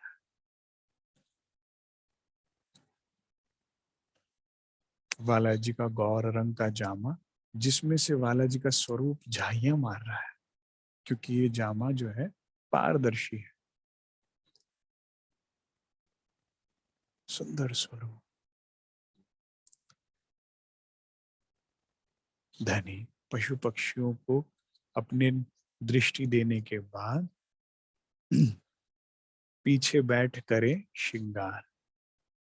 सब पशु पक्षी धनी को प्रणाम कर अपने अपने स्थानों पर लौट जाते हैं और बालाजी पीछे बैठते हैं। यहाँ पर कुछ सखियां राज्य का श्रृंगार करती हैं, तो कुछ सखियां आसमानी मंदिर में श्यामा जी का श्रृंगार करती हैं।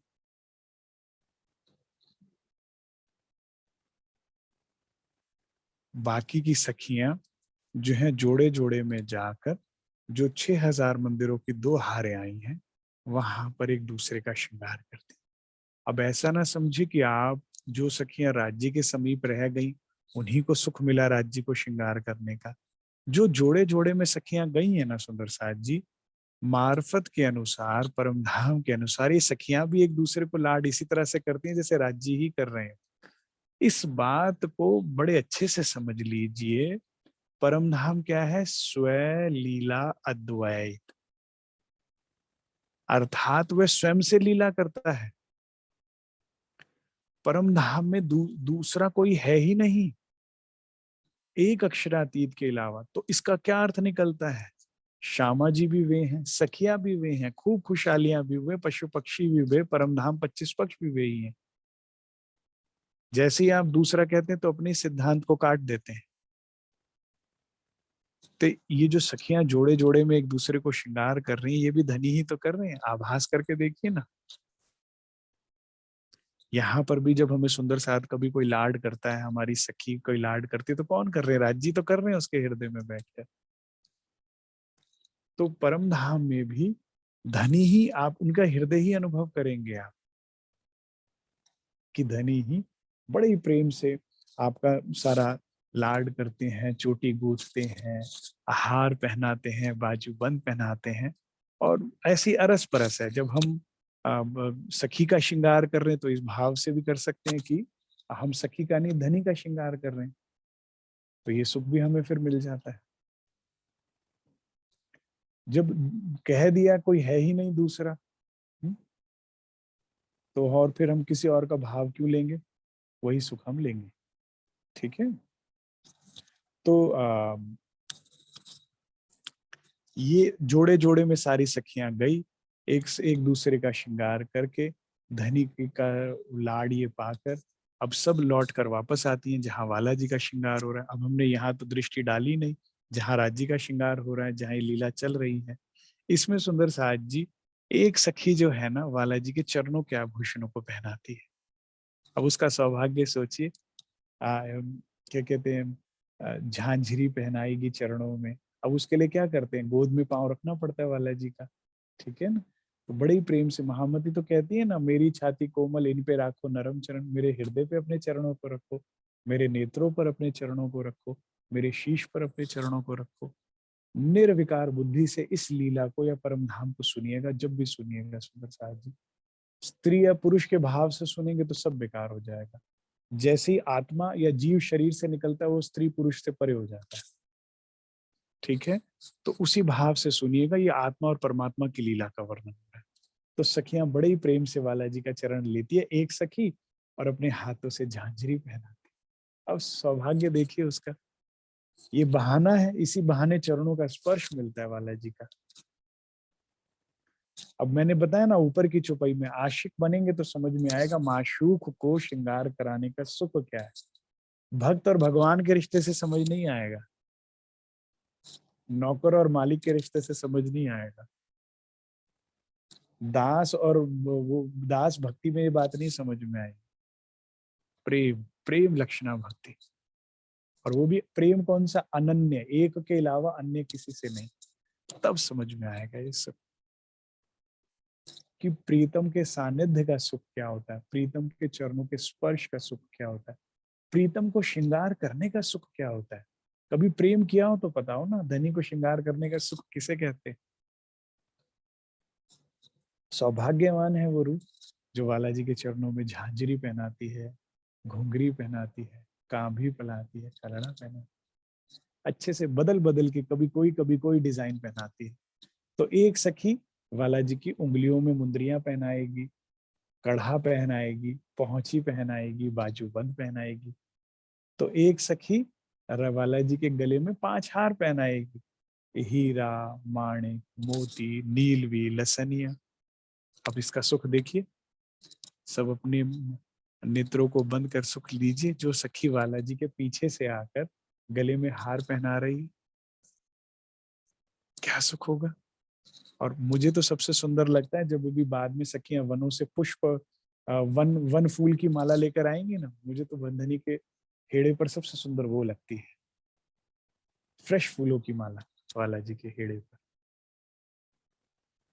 तो ये एक सखी वो हार पहना रही है, एक से दूसरा छोटा करते करते पीछे उसका फुम्मक लटकता है, उससे आप एडजस्ट कर सकते हैं धनी के पांचों हार हेड़े पर पधरानी।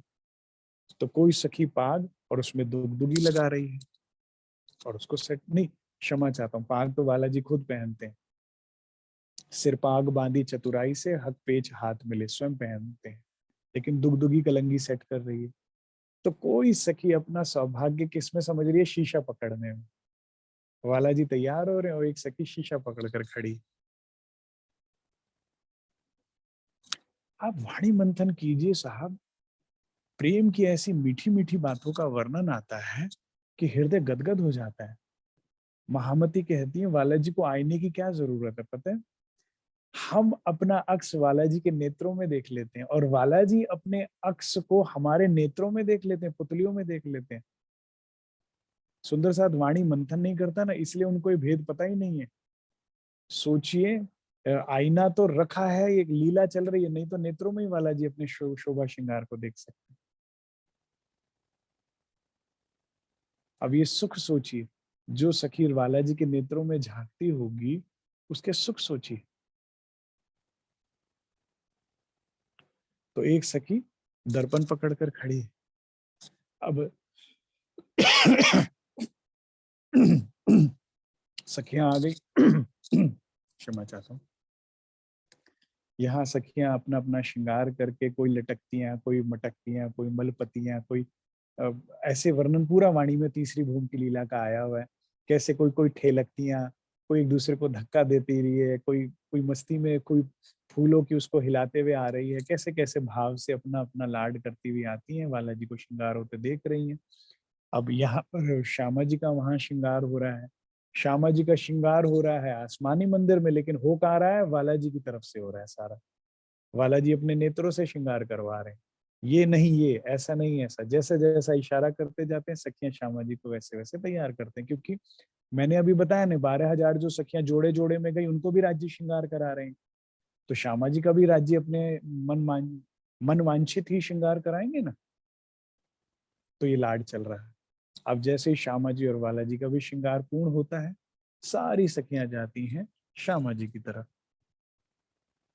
अब वहां से सखियां श्यामा जी के साथ में एक साथ टोले में आती है बालाजी की तरफ। अर्श मिलावा ले चली अपने संग सुबह। और जो मैंने अभी बताया था ना, इस बैल्कनी में और 28 स्तंभ के चौक से 3 सीढ़ियां चढ़नी पड़ती हैं, इस 3 सीढ़ियों में एक सीढ़ी बालाजी उतरेंगे। बैल्कनी से आप मोटा मोटा मान लीजिए एक सीढ़ी बालाजी उतरेंगे और श्यामा जी एक सीढ़ी ऊपर चढ़ेंगे। बीच की सीढ़ी पे मिलाप होना है, तो बालाजी हाथ पकड़ के उन्हें एक सीढ़ी और चढ़ाएंगे और बीच की सीढ़ी पे मिलाप हो जाता है। यहाँ पर पहले जो है श्यामा जी जो है बालाजी को तिलक करती हैं और वनमाला पहनाती हैं, और फिर बालाजी श्यामा जी की मांग में सिंदूर भरते हैं और उनको वलमाला पहनाते हैं, फूल माला पहनाते हैं।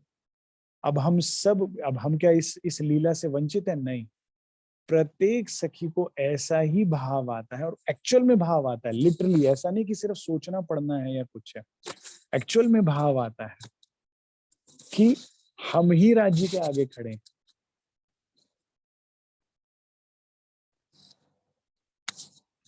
हमको ही राज्य लाड कर रहे हैं। अब इस सुख को केवल सुहागिन समझेगी। कबीर जी कहते हैं, कवारी क्या जाने पीर सुहागिन ना। एक सुहागिन ही समझती है कि धनी का सुख क्या है, उनसे ये लाड प्राप्त करने का सुख क्या है। इस सुख को प्राप्त करने के बाद हम सब सखियां युगल स्वरूप को घेर कर बैठ जाती हैं, और इसी बेलकनी में होता है बाल भोग। ठीक है। अब बाल भोग में इस समय जो वर्णन आता है वो ड्राई फ्रूट्स का आता है, फलाहार का वर्णन आता है, मेवे मिठाई का वर्णन आता है। लेकिन हम सब जानते हैं वहां परम धाम में क्या आरोगा जाता है, प्रेम ही आरोगा जाता है और प्रेम ही परोसा जाता है। इसमें बड़ा ही सुंदर वर्णन वाणी में आता है कि वाला जी जैसे एक मेवा लेते हैं, अपने मुंह में तोड़ते हैं और फिर सखी के मुंह में खिला देते हैं। अब ये क्या हो गया, प्रसादी। इससे क्या बढ़ता है, प्रेम। जब प्रेम हो तो इस प्रसादी का सुख प्राप्त होता है। ठीक है।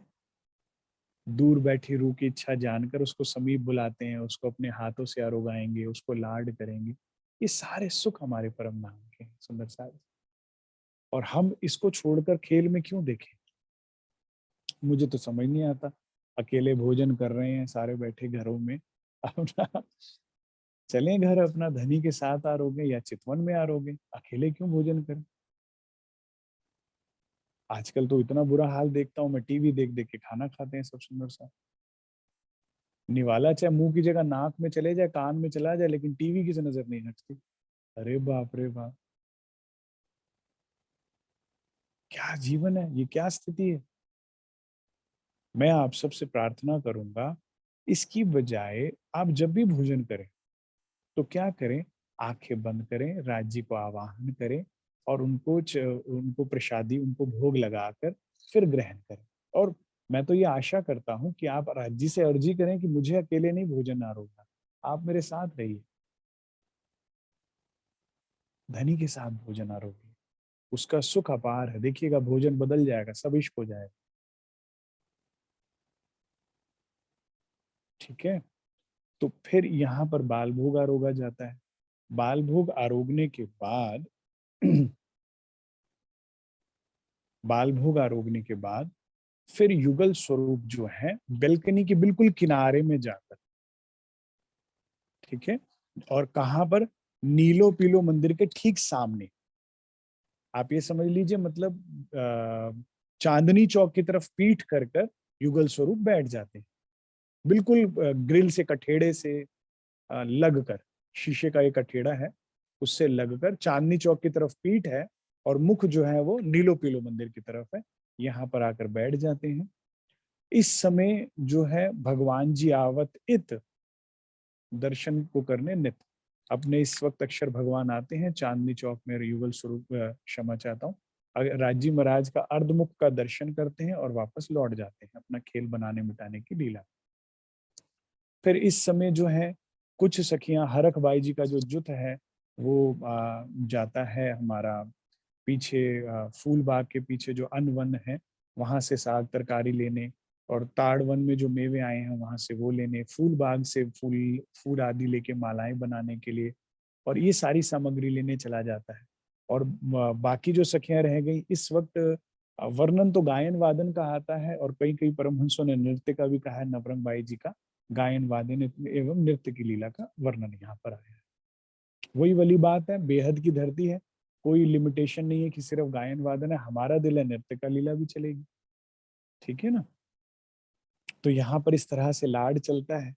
यहाँ पर नवरंग बाई जी आती हैं अपनी सखियों के साथ और मधुर संगीत में तान छेड़ती हैं और वाला जी को अपनी प्रेम की बात बोल के रिझाती हैं और धनी भी रिझते हैं। जिन सखियों की ये सेवा है, जो भी कोई वाजंत्र बजा रही है, चाहे कोई भी गायन कर रही है, सबका दिल है राज्य को रिझाने का, और बाला जी सबको रिझ रिझ कर अपनी दृष्टि देते हैं। जिससे बहुत रिझ जाते हैं उसे पास बुलाकर, वैसे तो चौथी भूमि में वर्णन आया है, पान बीड़े का सुख दे, प्रसादी भी देते हैं, यहाँ नहीं वर्णन आया है। तो इस तरह से यहाँ पर एक सुंदर संगीतमय कार्यक्रम चलता है जिसमें हम सखियां धनी के साथ। अब आप सोचिए, देखिए प्रेम, प्रेम साथ में हो, हृदय में प्रेम हो और संगीतमय वातावरण, क्या सुख होगा। और उसके बाद इतनी विशाल और बड़ी बैल्कनी, यहाँ वनों की शोभा, सामने वाला जी, और संगीत चल रहा है और उसमें भी प्रेम गीत, सुंदर सुंदर प्रेम संगीत।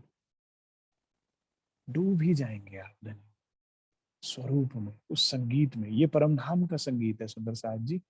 काल माया का भी संगीत इतना मधुर होता है कई बार कि आप सुनते हैं तो कई कई दिन तक सुनते ही जाते हैं। काल माया के अंदर ऐसे ऐसे संगीतकार भी हुए जिन्होंने अपने गायन से बारिश कर दी। मेघ बरसा, मेघ गीत गा के, मेघ मेघ बरसाओ गीत गा के मेघ बरसा दिए, दीप जलाओ गीत गा के दिए जला दिए। सोचिए ये कितना जादू होगा। फिर इससे ऊपर स्वर्ग का संगीत सोचिए कितना मधुर होगा, जो जो देवगण सुनते हैं स्वर्ग में बैठकर अप्सराओं के मुख से, गंधर्वों के मुख से। फिर इसके ऊपर सोचिए वैकुंठ का संगीत, फिर सोचिए योग माया में जो रास हुई उसका संगीत, जिसमें नरसैया की बाजू जल गई और उन्हें पता नहीं लग रहा। फिर उस योग माया से ऊपर परम धाम का संगीत आप सोचिए कितना सुंदर हो। उस संगीत का हम आनंद लेते हैं, वाला जी के साथ लाड करते हैं। कोई सखियां पास बैठी हैं, कोई दूर बैठे धनी को देखती हैं, रिझती हैं, रिझाती हैं। फिर जो हरक बाई जी का जुत है ये लौट आता है नीचे, लाड बाई जी के जुत को सारी सामग्री हैंड ओवर कर देता है, अपना श्वेत मंदिर में सब रख देता है। लाड बाई जी का जुत जो है भोजन लीला बनाने की लीला प्रारंभ कर देती हैं। अब ये सखियां सारी ऊपर आ जाती हैं पान बीड़े की और फूलों की सामग्री लेकर। अब बाकी सखियां जो यहाँ पहले से ही थी उनको सामग्री दे दी जाती है, वे पान बीड़ा बनाना प्रारंभ करती हैं, तो कुछ फूल मालाएं बनाना प्रारंभ करती हैं। अब ये सखियां वाला जी के पास आकर बैठ जाती हैं और अपनी अपनी रामत बताती हैं। वाला जी आज हम गए थे तो ये सखी नहर में कूद गई, इसने झीलना किया। आज तो मैंने वाला जी झूला झूला, नहरों पर जो झूले आए हैं। कोई सखी कुछ लाड बता रही है, कोई कुछ बता रही है, और वाला जी बड़े प्रेम से सुन के, अच्छा ऐसा हुआ, अच्छा फिर क्या हुआ। जब परम धाम में श्रृंगार ग्रंथ में वर्णन आता है ना राज्य के श्रृंगार का, तो उसमें श्रवण का आप वर्णन पढ़िएगा। श्रवण अंग का जब वर्णन आता है तो श्रवण अंग तो सुंदर है ही है। महामती कहती है इसकी सुंदरता क्या है, रूह की प्रत्येक बात को बड़े बारीकी से प्रेम से सुनते हैं वाला जी। तो राज सखियां बताती हैं और वाला जी प्रेम से इस वर्णन को सुनते हैं। ठीक है, अब 10:30 हो गए हैं। मेरे ख्याल से बैठक समाप्त करनी चाहिए क्योंकि फिर लेट हो जाएगा। ठीक है, तो अभी तो तीसरी भूमि हुई है, इसका अर्थ है कि मुझे अगली बैठक में भी यही चलाना पड़ेगा। अब देखिए मैं ना इसको जल्दी नहीं करा सकता। आप सोचिए सिंपल चुपाई और अर्थ बता दूं तो ये तो आप वाणी में भी पढ़ लेंगे। इसमें जो भेद है, जो लीलाओं का वर्णन है, इसका रसा स्वादन हम लोग मिलकर करें। देखिए मेरी तो क्या औकात है, मैं तो क्या वर्णन कर सकता हूँ परम नाम का। राज्य को याद करके धनी ही अपने बल बुद्धि से हमसे वर्णन कराते हैं, ताकि हम सब ब्रह्मात्मा इंक्लूडिंग मैं इस सुख को ले सकें, इसका स्वाद चखें। और इसका स्वाद चखेंगे तो जब कोई चीज आप देखिए, आपको कोई मैं मिठाई खिला दूं या कोई स्वादिष्ट भोजन, कोई व्यंजन खिला दूं, तो आप क्या करते हो, दुकान बता दो भाई, हम अपने आप चले जाएंगे। बार बार आपको मंगाने का भी झंझट छोड़ो। वो व्यक्ति 14 किलोमीटर दूर भी चला जाता है उसको, है ना। तो वाला जी इसको चखाते हैं हमें वाणी के माध्यम से, ताकि फिर इसको ढूंढते ढूंढते जाए परम धाम सुरता द्वारा। तो इसमें फिर समय तो लगेगा सुंदर साथ जी। मैं फिर भी आप लोगों से बाद में बात कर लूंगा, पूछ लूंगा। आप चाहेंगे तो अगली बार कुछ और प्रकरण ले लेंगे, नहीं तो इसी को आगे कंटिन्यू करेंगे। ये 9 10वीं आकाशी का पूरा वर्णन। ठीक है, तो आशा करता हूँ आप सब ब्रह्मात्माओं को कुछ सुख मिला होगा, कुछ अनुभव हुआ होगा, कुछ तो पता लगा कि हमारे घर और हमारे घर वाले का सुख क्या है। ठीक है ना। और मैं आशा करता हूँ कि इसको सुन के हृदय में कुछ तो पीड़ा उठी होगी कि धनी अब हमें ये सुख चाहिए। आखिरी चुपई आएगी, इसके सुख चांदनी चढ़ाएगी पूनम की मध्य रात, वहां तक जाना है अभी हमने। 10वीं आकाशी में पूर्णमासी की रात्रि का सुख क्या है। सुंदर साज जी, मैं बस बैठक समाप्त ही कर रहा हूँ, मुझे ये बात खत्म करके इसको ध्यान से सुनिए। मेरी ये विनती है आप सब सुंदर साज से, अगर हमारे को राजी समझा रहे हैं और हमारे पास ऑप्शन है कि हम खेल को देखें या धनी को देखें या धाम को देखें, तो हम वो क्यों नहीं चुन रहे, इच्छा क्यों नहीं कर रहे उसकी। जब हमारे पास ऑप्शन है यहाँ दिल लगा के दिल को तोड़वाना या राज्य में दिल लगाकर अखंड ईश्वर प्रेम को पाना, तो वहां क्यों नहीं दिल लगा रहे। जब हम जान गए हैं कि यहाँ के घर परिवार रिश्ते नाते सब झूठ है, मैं अमित ही नहीं हूँ, मैं वो हूँ जो अमित को देख रही है, तो फिर यहाँ पर हम अपना इतना टाइम इन्वेस्ट कर रहे हैं, अपना दिल इन्वेस्ट कर रहे हैं। आप जितना भी बेहतर बनाने की कोशिश कर लीजिए, अपनी नौकरी, व्यापार, अपना रुतबा मर्तबा, अपना औधा, अपने पारिवारिक संबंध, जितना भी सब ले होने वाला है, आगे नहीं तो पीछे। कुछ आपके आंखों के सामने टूटेगा, कुछ बाद, लेकिन सब जब ये झूठ है और हमारा दिल टूटना ही है, तो हम सच में क्यों ना लगाएं। इस बात को समझना कितना कठिन है। आप उस नाव में बैठे हैं जिसमें छेद हुआ हुआ है, ठीक।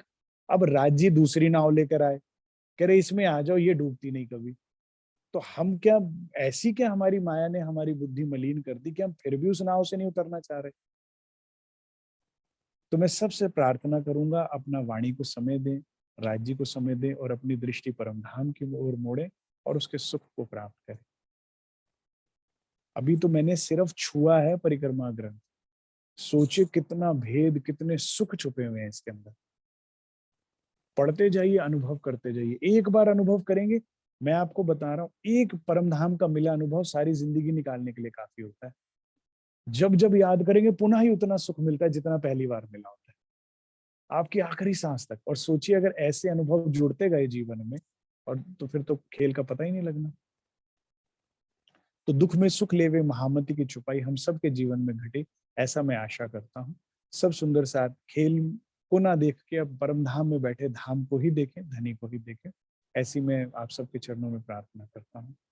अब इतना ही स्वीकार कीजिएगा। बोलो श्री प्राणनाथ प्यारे की जय। आप सब सुंदर साथ ने मुझे बड़े प्रेम से सुना, उसके लिए मैं हृदय से आपका धन्यवाद देता हूँ। कोई भी त्रुटि हो गई हो वाणी के अर्थ गठन, अर्थ करने में या परमधाम की लीलाओं में, तो मुझे अपनी छोटी बहन समझ के क्षमा कीजिएगा। एक प्रयास है, जितना भी मुझे समझ में आया आपसे मैं शेयर कर रहा हूँ, लेकिन मुझे पूर्ण ज्ञान नहीं है क्योंकि मेरी आत्म जागृत नहीं है। तो हम सब प्रयास ही कर रहे हैं मिलके, तो फिर भी कोई चूक हुई हो तो क्षमा कीजिएगा। बोलो श्री प्राणनाथ प्यारे कीजिए। प्रणाम जी, प्रणाम।